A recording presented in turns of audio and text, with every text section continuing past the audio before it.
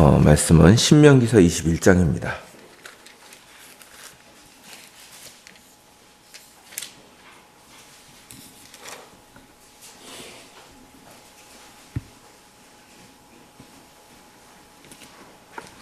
신명기서 21장 22절부터 23절입니다.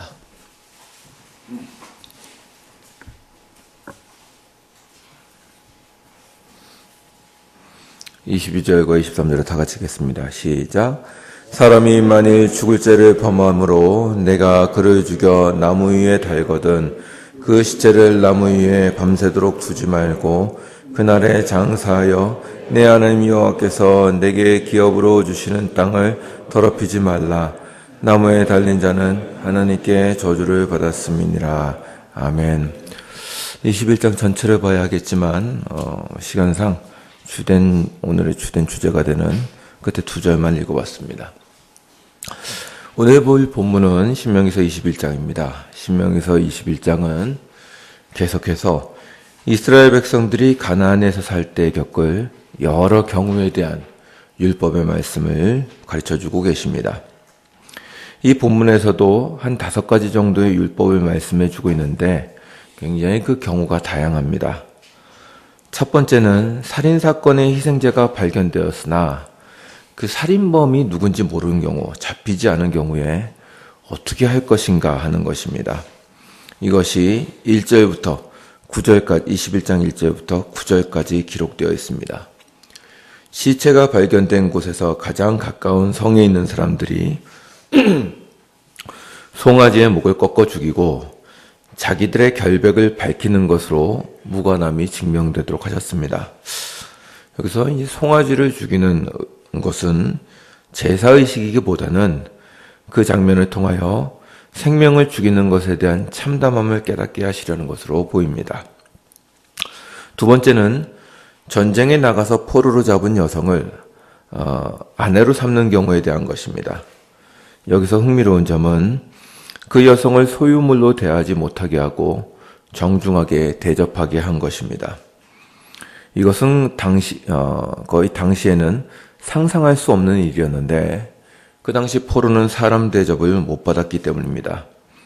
그녀의 머리를 밀고 손톱을 베고 옷을 갈아입히는 것은 더 이상 상대를 포로로 생각하지 말라고 하시는 것으로 보입니다. 또 그녀를 아내로 삼아서 더 이상 그녀가 부모를 섬길 수 없게 된 것을 한 달 동안 애곡하게 하거나 그 후에 마음이 안 든다고 해서 마음대로 팔지 못하게 한 것, 이런 것들은 이스라엘로 들어온 이방 여인을 자신의 백성으로 대우하시는 것으로 보입니다. 이것에 대한 구절이 10절부터 14절까지의 내용으로 되어 있습니다. 세 번째는 일부 다처제에서 장자권에 대한 문제를 다루고 있습니다. 본래 성경은 일부 다처제를 인정하지는 않습니다. 그것은 하나님이 아담과 하와, 즉 한 남자와 한 여자를 창조하셨다는 것에서부터 나타납니다. 그럼에도 불구하고 일부 다처제는 그 당시에 보편적인 모습이었기 때문에 아마 이스라엘 안으로도 들어왔던 것으로 보입니다. 그때 생길 수 있는 문제가 사랑받지 못하는 아내를 통하여 낳은 장자에 대한 것이었습니다. 남편이 아내를 사랑하지 않는다는 이유로 그를 통하여 낳은 아들의 권한을 인정하지 않을 수 있기 때문이었습니다. 그러나 하나님은 이때에도 집안의 질서가 흐트러지지 않도록 정확히 지적하여 그의 장자권을 인정해 주도록 명령하셨습니다. 이것에 대한 구절이 15절부터 17절까지입니다. 그리고 네 번째는 완악하고 패역한 자녀에 대한 형벌에 대한 기록입니다. 패역한 자녀를 부모가 고발하면 성읍 사람들이 그를 돌로 쳐 죽이는 것으로 되어 있습니다. 그리고 이 일은 모든 이스라엘 백성들에게 경고가 될 것이라고 하십니다. 마지막으로 22절, 오늘 읽은 22절부터 23절에 짧게 기록되어 있는 것은 처형당한 자의 매장에 대한 것입니다. 사형당할 만한 죄를 범한 자들을 처형하여 나무 위에 달아놓되 그를 밤새 매달아 두지는 말라고 명하십니다. 그를 밤새 매달아 둘 때에는 하나님께서 주신 땅을 더럽히게 될 것이라는 것이 본문의 내용입니다. 이 율법의 내용들 중에서 지금 성도들에게 가장 친밀한 내용이 있다면 아마도 마지막에 나온 나무에 달려 죽은 자에 대한 규정일 것입니다. 왜냐하면 이 규정은 후에 신약에 와서는 예수 그리스도의 죽음과 연관되어 있기 때문입니다. 이 본문에서 보는 바와 같이 이 나무에 달린 규정은 참으로 치욕스러운 규정입니다. 법을 보면 정확히 보면 죄인을 나무에 매달아 죽이는 것이 아니라 죽인 후에 나무에 매다는 것입니다. 이것은 일종의 전시 효과를 노린 것으로 보입니다. 아주 흉악한 죄나 다시 반복되어서는 안 되는 신성모독죄에 대해서 백성들을 다잡으려고 하시는 것입니다. 마치 우리나라에서도 반역죄를 저지르거나 흉악한 죄를 저지르는 사람들을 사형에 처한 후에 그 시체를 성문가에 걸어 놓아서 다시 그 죄를 저지르지 않도록 본보기로 삼은 것과 같습니다. 굉장히 치욕스러운 일입니다. 사형을 받아서 나무에 매달렸다는 것은 하나님으로부터 저주를 받은 것이라고 합니다. 나무에 매달려서 저주를 받았다기보다는 하나님으로부터 저주를 받은 자들이 나무에 매달렸다는 것을 뜻합니다. 즉, 그의 죄가 너무 흉악하여서 하나님의 저주를 받기에 합당하다고 여기는 자를 나무에 매단 것입니다. 그리고 저주를 받았다는 것은 그분의 영원한 나라에서 끊어졌음을 의미합니다. 그러므로 이 형벌은 하나님의 나라 백성들에게는 거의 영원한 사망을 의미한 것으로 보입니다. 그러나 이러한 형벌은 오래 가서는 안 되었고 바로 그날 저녁에 내려서 땅에 매장하여야 했습니다.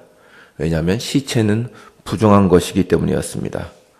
부정한 시체를 들짐승들이나 새들이 와서 뜯어서 이것저것 끌고 다니고 흩어놓을 위험이 있었습니다.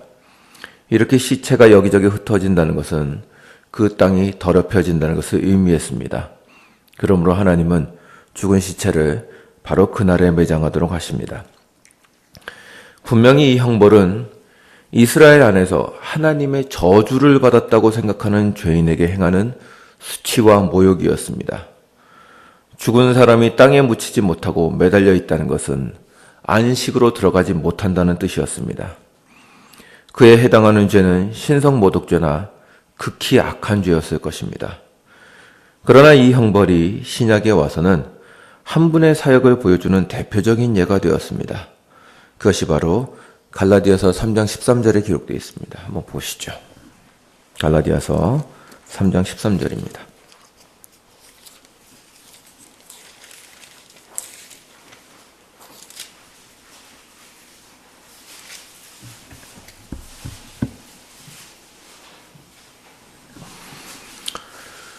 신약성경 305페이지입니다.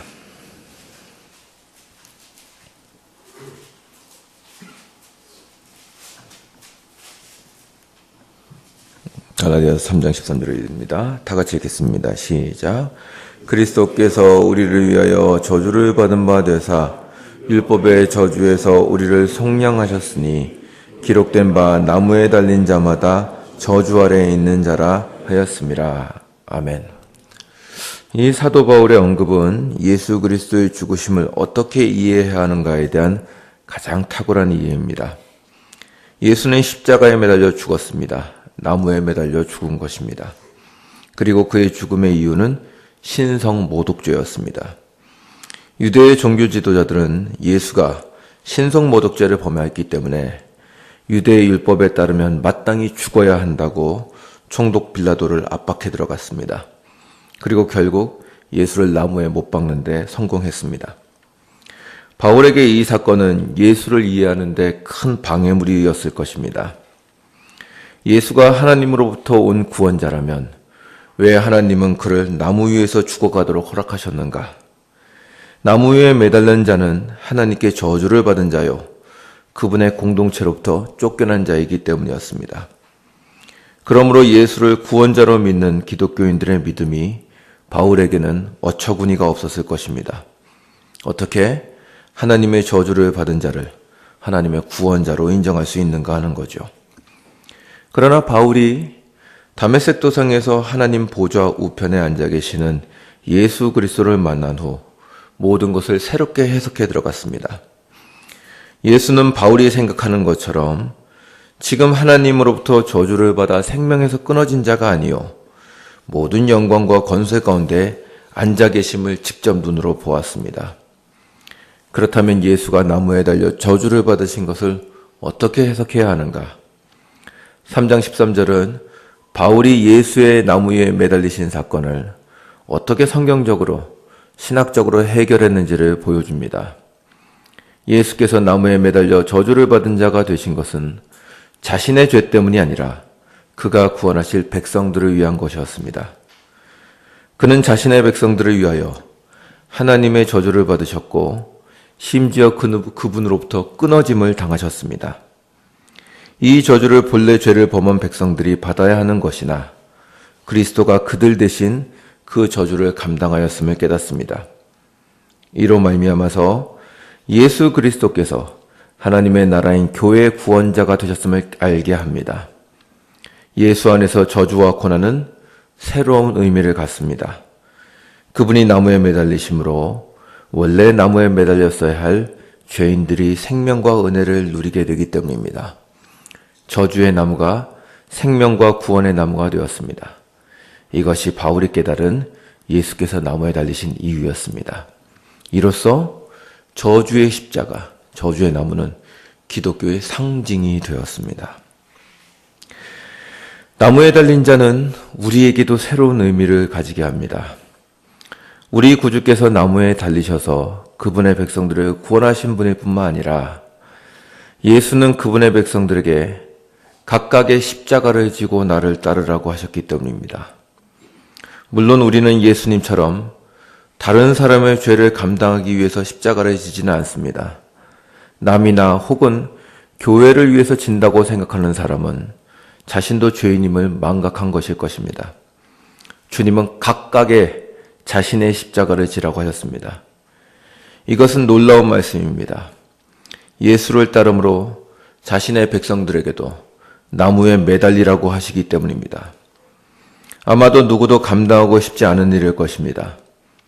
저는 여러분들이 십자가를 그냥 간단히 고난이라고 생각하지 않았으면 좋겠습니다. 나무에 매달리는 일의 가장 큰 어려운 점은 그것이 수치이고 모욕이라는 점입니다. 사람의 손가락질을 당하는 일이라는 점입니다. 그냥 회사가 안 되고 집이 망하고 병이 걸리고 이런 일을 말하는 것이 아닙니다. 치욕과 모욕과 억울함을 말하는 것입니다. 이것이 어렵습니다. 가장 사람들이 참기 힘들어하는 것은 억울한 것일 것입니다. 그러나 그리스도는 이 길로 우리를 초대하십니다. 그리스도는 이 치욕과 억울함에 처하심으로 구원과 생명을 만들어내는 일을 하셨습니다. 그리고 우리도 동일한 길로 갑니다. 성도의 길은 치욕과 억울함입니다. 그는 영원한 나라를 바라보기 때문에 이 땅의 영광과 명예에 대해서는 관심이 없습니다. 세상은 우리를 향하여 쉴 새 없이 조롱합니다. 내 하나님이 정말 계시다면 내 삶은 왜 그 모양 굳골이냐? 하나님이 나타나서 너를 구원하신다는 것을 보여라. 그러면 내가 믿어주마. 우리는 그러한 조롱 앞에서 분해합니다.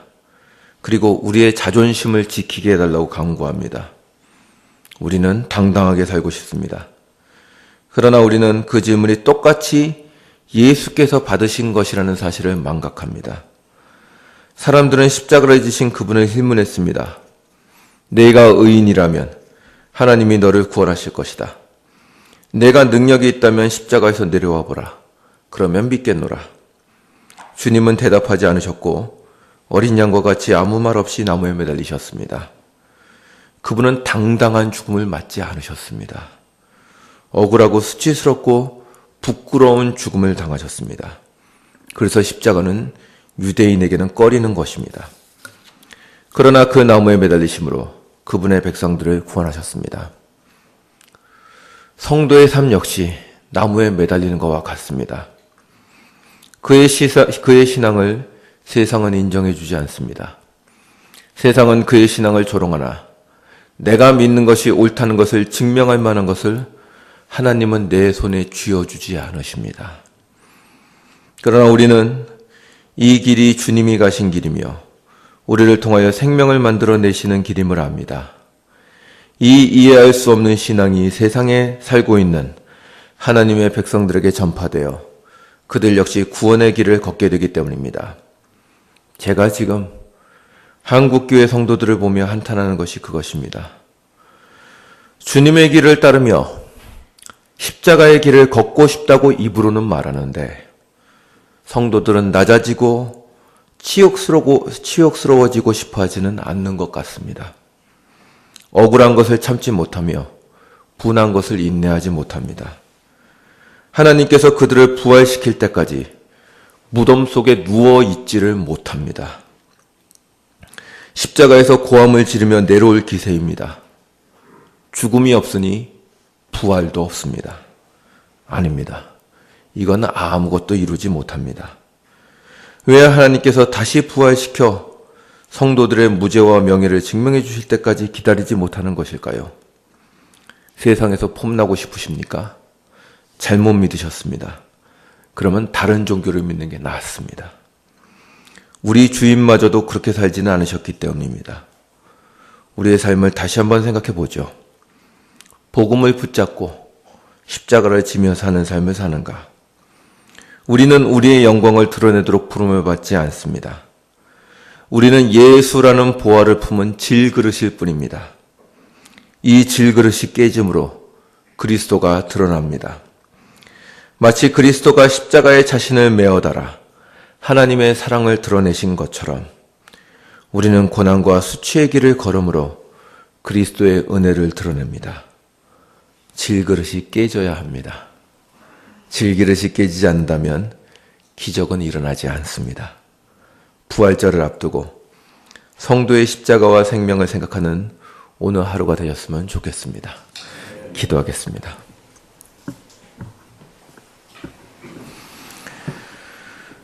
주님, 우리 자신이 주 앞에서 폼나게 살고 싶은지 아니면 주의 십자가를 지고 주를 따르고 싶어 하는지 우리 자신에게 한번 묻고 싶습니다. 주여, 우리 마음의 깊은 것을 들여다보게 하사 우리로 하여금 세상의 영광이나 세상의 자랑스러운 것을 위하여 주님을 믿는 것이 아니라 진실로 이 땅에서는 인정받지 못하고 수치와 모욕 속에서 주의 뜻에 따라 죽어가신 그리스도를 따르게 하여 주시옵소서. 영원한 영광을 바라보니 주님, 이 땅의 것은 별것 없습니다. 이 땅의 것에 목매달아 하지 말게 하여 주시옵시고 영원한 영광을 위하여 잠시 이 땅의 수치와 모욕을 참는 우리의 삶이 되게 하여 주시옵소서. 주를 위하여 우리의 삶을 견디게 하여 주옵소서. 예수님의 이름으로 기도드리옵나이다. 아멘.